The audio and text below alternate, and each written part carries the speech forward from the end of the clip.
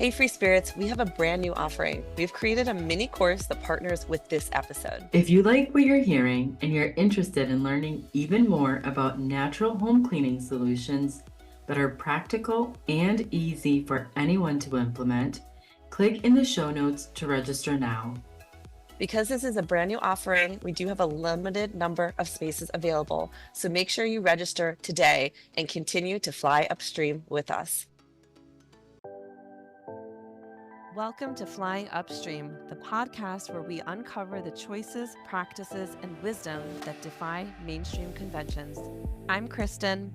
And I'm Luisa. And together we're here to illuminate the alternative paths that have shaped human experiences through the ages. In each episode, we'll examine ways to move beyond societal norms.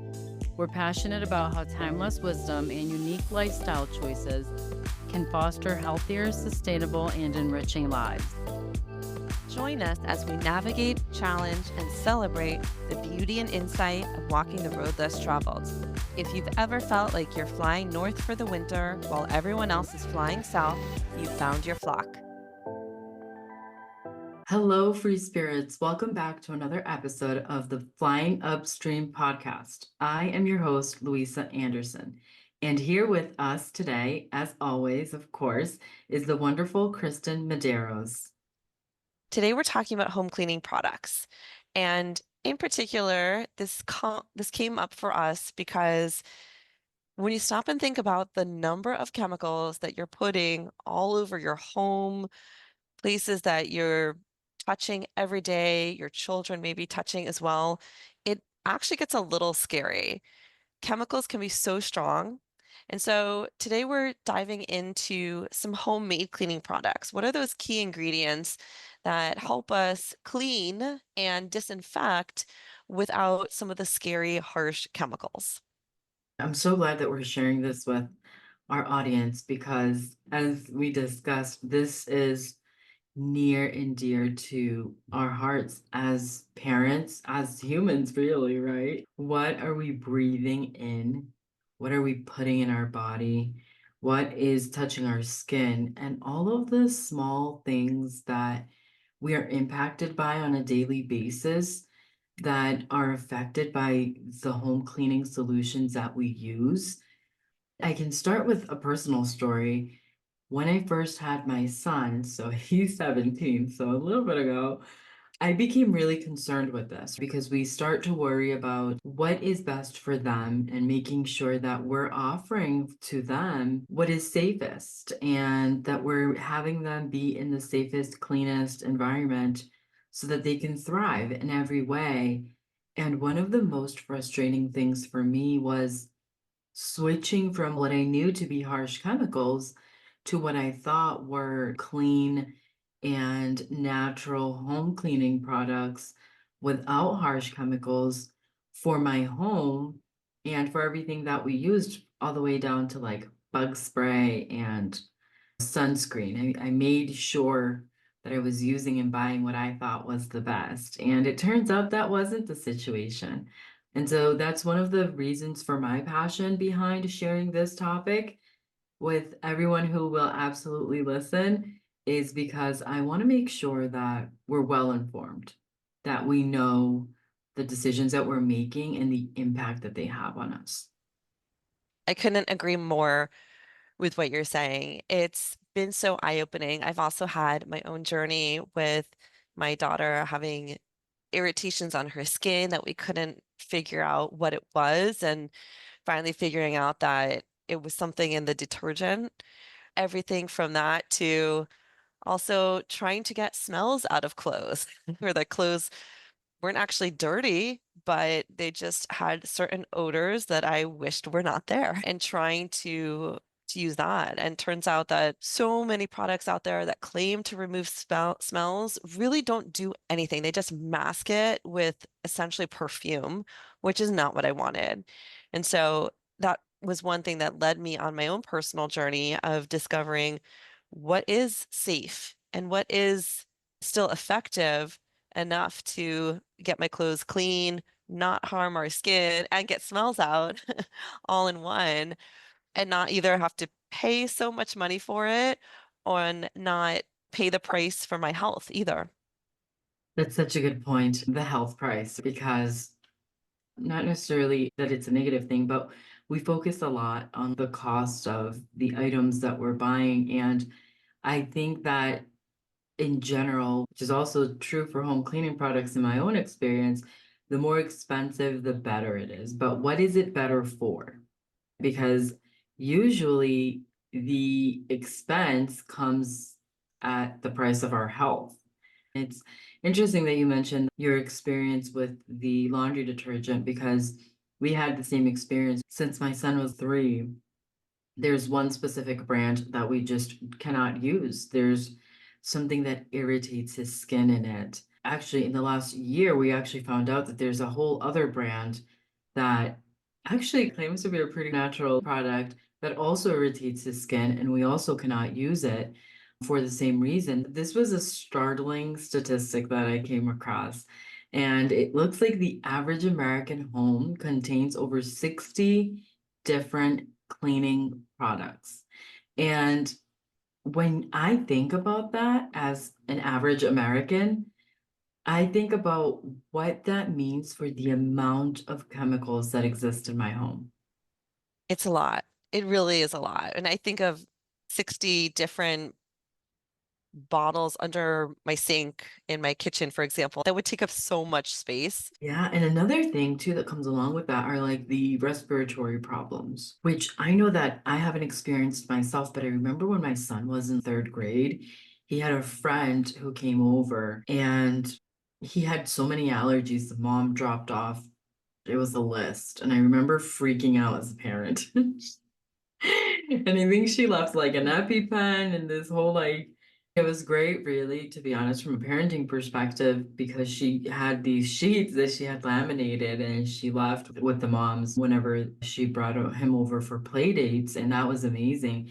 But that was one of the things that I was worried about the whole time that kid was at my house every time is the respiratory problems. And I'm like, okay, he can't go in this section of the house and in this section because we clean with this, or we don't know what chemicals are in this product. And in this list, it says that this chemical may induce for him to start wheezing and or have difficulty breathing. And I remember just freaking out. But I think because most of us don't have to think about that, about the respiratory problems, the endocrine issues that may arise as a result of these products, because we don't see the one-to-one effect, we're not forced to think about it in our day-to-day lives. But this is real. There are people out there are affected in everyday life. And so I think that's another reason why it's so important to bring all of this to light. My experience with my daughter was when she was around 3 or 4, she would tell us her skin was super, super itchy, like her whole body. And I look at her skin and it wasn't red, it wasn't bumpy, like it looked like healthy skin to me. So of course, I start going down the internet. What could it be? Nothing jumps out at me. I take her to her doctor. Then we went to an allergist. Then we went to a dermatologist. Then we went even as far as like a GI doctor because there might be some tangential link to it all. Every test we did came back normal for her. And thank goodness, but it still remained that she was itchy all over her body.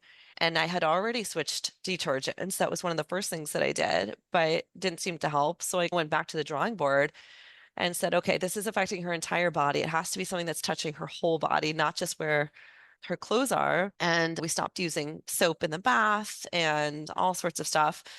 But eventually it did come back to the laundry detergent, and I did a whole bunch of research. I found one brand that seems to work, and we still use that. And I will use this one brand for the rest of my life now because that's the only one that works. And still to this day, none of the doctors that we went to, none of the specialists could give us an actual answer of what happened, except that it was something that children go through and she will grow out of it, is what I was told. And I was like, Um, that sounds like garbage to me.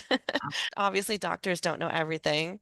So it was very empowering for me to be able to do the research on my own, although quite time consuming, but to find out that there was something out there. This is not just in her head. This is something real that is causing this for her. It's a great point you make because with my son and the laundry detergent, it was the same experience. His skin, there was nothing irritated on it. He was just extremely itchy both times. So that's very interesting because it's like these invisible killers, right? It's what I like to call them. They're invisible killers because they cause discomfort, and we know that it's affecting us because we feel it in our physical body, but there's nothing that is showing up. And I think that with the chemicals, and especially in home cleaning products, because we have this thing about our homes looking like they're out of magazines 99% of the time, and how much we use of it just to be able on a day-to-day basis to do what we think is serving our family and serving our kids. It's really doing exactly that when we're not aware of what's in our cleaning products. And one of the things that I pulled up with regards to cleaning products, it was a link that shows that there is a link between exposure to certain cleaning chemicals and an increased risk of developing asthma, especially in children. And it looks like this was a child study that was done. And I wonder, how are our environments impacted? Because we are putting all of this, we're cleaning our desk, we're wiping our counters, we're wiping our fridge, sometimes the inside of the fridge, which I only use soap and water for now these days, but the impact I think can be very harmful. And the beautiful thing and the reason we're here today is because are natural alternatives for all of this. And I think it's time that we go back to the drawing board and really reevaluate what it is that we're using in our cleaning products, because it's not driving us to the doctors right now. It's not driving us to the hospital, but what are the long-term impacts and all of the things that we don't know to look for right now that ultimately do affect us? For example, with asthma, asthma is very prominent. I know there's a lot of children in my daughter's class in second grade who have asthma. And I ask myself that all the time. How is it that we have, out of a classroom of 20 kids, there's 15 kids with asthma? There's a common something here. And when I start thinking about all of the things that we don't know about the chemicals that we use in our homes, I start to question whether the answer is silently in there. I couldn't agree more. The I love the phrase you use, the silent killer, because that's exactly what it is. Even if you look at the endocrine disruption that occurs from using these products too, it's things like endocrine system affects your hormones. These products can affect a child's development and create issues. It can affect reproductive organs and even create cancer. Those are pretty significant in my book. And if you have a child going through some developmental issues, it's unlikely your first thought is, let me examine what chemicals are in my cleaning products. No, that's not what you're going to do. You're going to go to the doctor. You're probably going to get them on some prescriptions or some procedure potentially. That's probably going to be where you go first. And that's really sad because a lot of this could be easily avoided if we just had a little more knowledge and a little more awareness to what's in our homes. That's why we're here, folks. Exactly. Yes. Let's take a deep dive into some of these natural home cleaning products that we've come across that, in fact, I use some of them myself as I've been transitioning into more of a vegan lifestyle, and I've started to pay more attention into what's in the things that we use in our homes. I've actually started to use some of these products myself, so I can actually speak to the first one that I want to present, which is like one of my best friends because I use it for quite a bit. I'm going to call it the humble powerhouse, is baking soda. Baking soda has been used for centuries as a natural cleaning workhorse, right? That's what we can call it. The use of I use it for so many different things myself.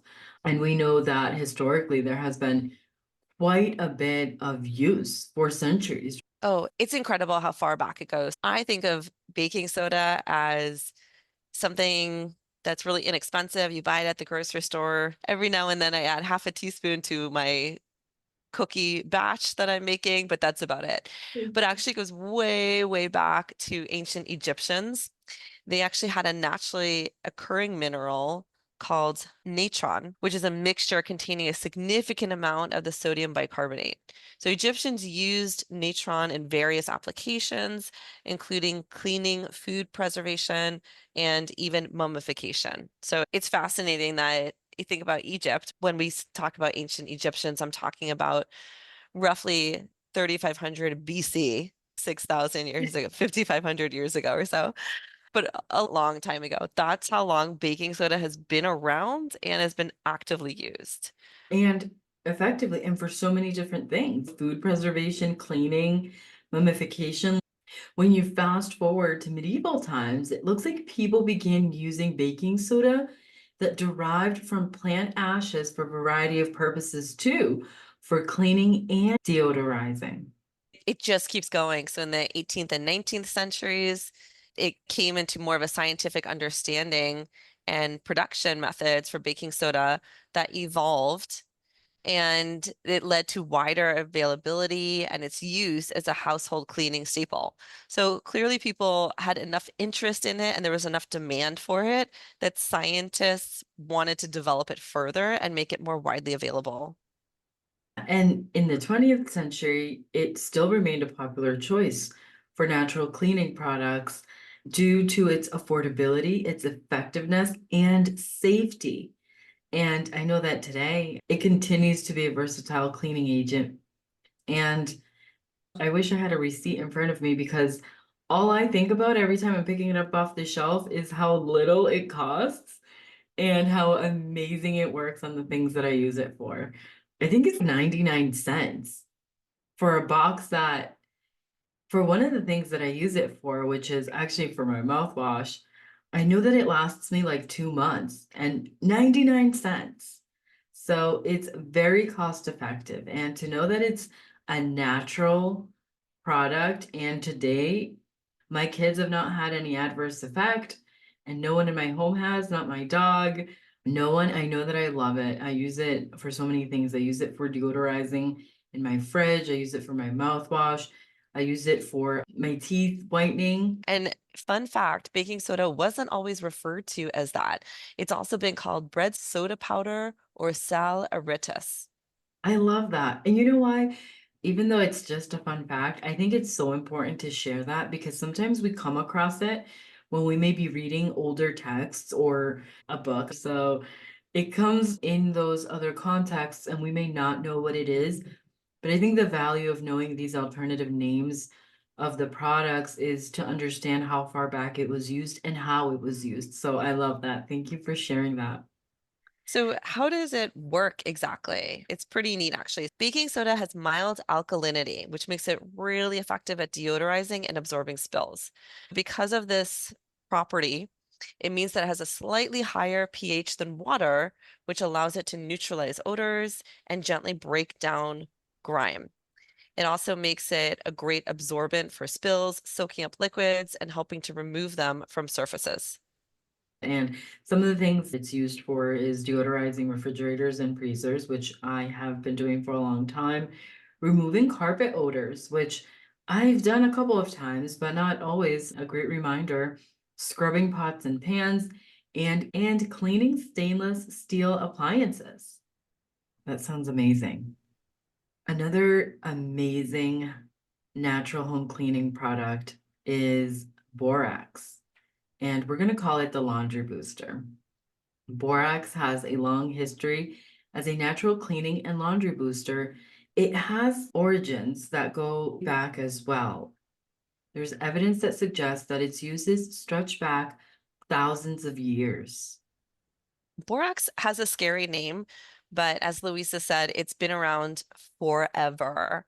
Early traces of borax use came from Tibet around 3000 BC.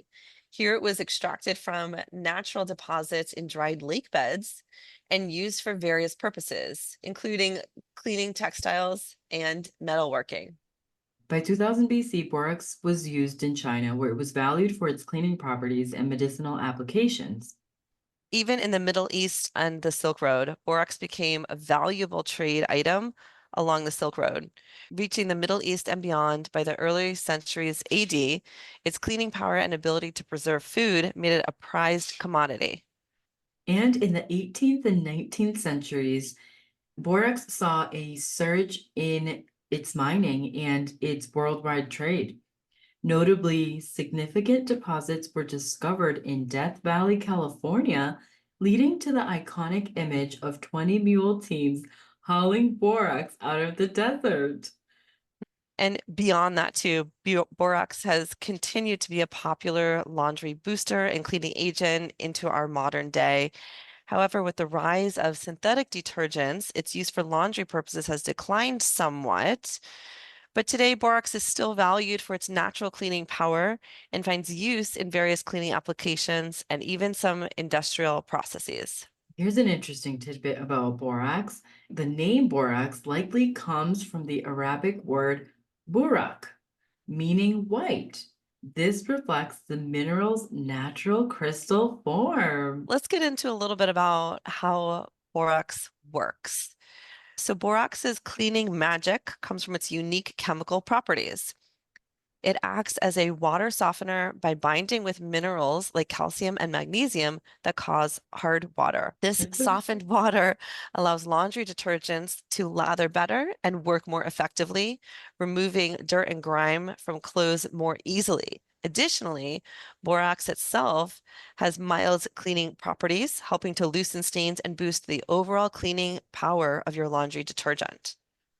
The mild disinfecting properties in borax, when used in combination with other natural cleaners, can be quite effective. Yes, and I can definitely attest to borax's effectiveness. I've had multiple times where we've come home from being out in the world and our clothes just had a bad smell to it, whether it's perfume or smoke, things like that, that regular detergent just doesn't get the smell out 100%. And I'll do laundry with borax. And then if it's really strong, I'll do a second load with a cup of white vinegar in it, and the smells are gone. I know it sounds strange to put vinegar into your laundry, but it's amazing. Your clothes don't smell like vinegar at all. We'll get into that later, but it's amazing. So, really nice way to do that. If you don't have borax, you can also do a cup of baking soda first and then do another load with a cup of vinegar.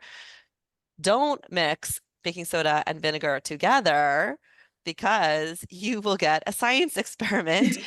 If you've ever seen or done the experiments where you have a volcano and it erupts, right? As a little kids do, Yes, that's what yes. will happen in your washing machine if you mix baking soda and vinegar. So don't do that. Do them separately. It works really well. That's amazing to know. Something to be aware of with regards to borax is it's important to use it responsibly. It has a mild toxicity, and keeping it out of the reach of children and pets is super important. We've talked a bit about boosting laundry with borax, but you can also disinfect surfaces too in diluted solutions. I'm literally going to order a box of borax right after this. This is like the miracle powder. Let's move on to our next amazing cleaner, cornstarch. We're calling it the spill savior. Really, it's an unexpected hero because it's not just for baking. It's highly effective as a natural absorbent. It can absorb spilled liquids like oil and grease, making cleanup easier. You can even use it to polish furniture or other surfaces. So, a little bit of the history of starch in general. People have been using starches for thousands of years, with evidence dating back to ancient Egyptians for applications in cooking and other areas. In isolation, cornstarch specifically came much later in the 1840s. There is text that indicates that Thomas Kingsford, working in a wheat starch factory, figured out a method to extract cornstarch from corn kernels. This process was based on existing techniques for wheat starch. Initially, the cornstarch wasn't even used for cooking. Initially, its primary purpose was laundry starching, giving clothes a crisp feel, and for other industrial applications. And then in the 1850s is when it started to be utilized as a food application. John Polson of Scotland patented a method for producing pure culinary starch from corn, paving the way for its use in the kitchens as we know it today. Cornstarch can be a handy ingredient in homemade cleaning solutions. Here's a recipe for a general purpose glass cleaner that utilizes cornstarch. Take a quarter cup white vinegar, quarter cup rubbing alcohol, isopropyl alcohol, 1 tablespoon cornstarch, 2 cups warm water, and a handy spray bottle. And I can attest to this too. So this is one that I use for my windows. If you have small children like I do, they're constantly putting their hands on the glass windows. And as delightful as it is, they leave behind their sticky little fingers. So this is a great one to get some of that off, especially when you have no idea what your children have been touching, but now your windows are dirty. This is great because then you also don't have to worry about the next time they're touching it, what chemicals they're putting their fingers and hands on, and that they may then be putting back in their mouth. So this is lovely. And the next product that we are going to talk about today is unscented soap. And we're going to call it the Gentle Champion. This is a timeless classic, has a long history as a natural cleaning agent. It has been around since about 2800 BC. There is evidence that suggests that early civilizations like Babylonians and Egyptians used soap-like substances made from animal fats and plant ashes for cleaning textiles, wool, and possibly even for some medicinal purposes. These early forms of soap were most likely unscented due to the focus on functionality over fragrance. Soap making continued to develop in medieval Europe, with lye-based soaps being used for cleaning clothes, dishes, and even floors. Scents were not a major focus, as the primary purpose remained cleaning efficacy. For a significant part of history, soap was a luxury good due to the time and resources required for its production. This meant people prioritized its cleaning power over adding perfumes, making unscented soap the norm for most households. And moving forward in time, the 19th century saw advancements in soap production methods, making it more affordable. This opened the door for scented soaps, but unscented varieties remained popular for cleaning due to their effectiveness, affordability, and being less likely to irritate skin or skin fabrics. I can actually attest to this. In my home country, unscented bar soap is actually the norm. Scented bar soap is something that was just started to be used probably in the last 20 years.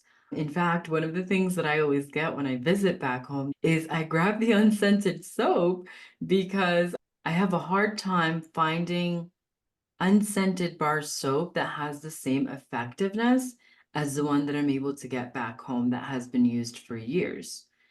And we also know that unscented soap's cleaning power comes from a combination of its chemical properties, not from any of the added scents. One component is called surfactants. These are the workhorses of soap. They have a dual nature.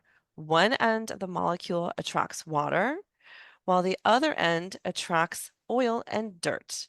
This allows surfactants to lift dirt and grime from surfaces and suspend them in water, making them easy to rinse away. Common surfactants in unscented soap include sodium lauryl sarcosinate, a milder alternative to harsh sulfates, good for general cleaning. Coconut or palm-based cleansers derived from plant oils. These are natural and biodegradable options. And alkalis. While not always present, some unscented soaps may contain a mild alkali to help convert fats and oils into soap and enhance its cleaning power by loosening dirt. One example is sodium carbonate, which is washing soda. This is a natural mineral that can boost cleaning for tougher tasks. Additionally, it also has emollients. These are sometimes added to unscented soaps, especially those for hand washing, to prevent the soap from being too drying. An example is glycerin, a natural product that attracts moisture to the skin. There are many uses for which bar soap is effective today, and that includes washing dishes, hand washing of delicate clothing, and cleaning floors. I personally use unscented bar soap for Cleaning clothing, my son is a baseball player, and there has been nothing that has, up until I found this one bar soap, that would get the stains out from the baseball fields. And this magical 89-cent bar of soap gets it out with a few scrubs with my hand and some warm water. So I can totally attest to this one. I just love how all these natural products are so much more effective than the ones that have tons of chemicals, smells that are too strong or not nice altogether, and cost a lot of money. And it's really, truly amazing when you start looking into it. This is beginner level information. Here is a beginner-friendly way to make melt and pour unscented soap. This is a safer and easier option for beginners because it doesn't involve working with lye directly. You will need 1 pound melt and pour soap base. This is a pre-made soap without fragrance or color. Silicone mold of your choice. Pick a really fun one. Could be real cute. And optional, any additives like rolled oats for exfoliation or honey for moisturizing. Make sure to avoid essential oils for unscented soap though. Cut the, cut the melt and pour soap base into small cubes and place them in a heat-resistant container. Using a double boiler or low heat setting, melt the soap base slowly, stirring occasionally until completely smooth. While the soap is melting, prepare your silicone molds by lightly spraying them with rubbing alcohol or vegetable oil, which is optional but does help with easier removal. Once melted, remove the soap base from the heat and stir in any desired additives, oats, honey, etc. Pour the melted soap into your molds and allow it to cool completely at room temperature for several hours or overnight. And lastly, once it's cooled and solidified, gently pop the soap out of the molds. Your unscented soap is ready to use. Ah, amazing. I love it. I love all these natural products. I love all these natural cleaning options that are much gentler for your skin, for our respiratory systems, and much safer for the environment and for our children, our pets, and our homes. Hey, Free Spirits, we have a brand new offering. We've created a mini course that partners with this episode. If you like what you're hearing and you're interested in learning even more about natural home cleaning solutions that are practical and easy for anyone to implement, click in the show notes to register now.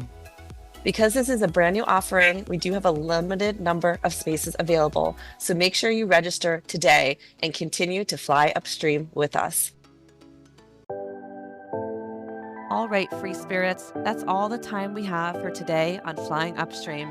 We hope this episode sparked your curiosity and ignited a desire to explore the extraordinary paths less traveled. Even when the current feels strong, a whole world of possibilities awaits. We'll see you next time on the other side of mainstream. So keep questioning, keep challenging, and most importantly, keep flying upstream.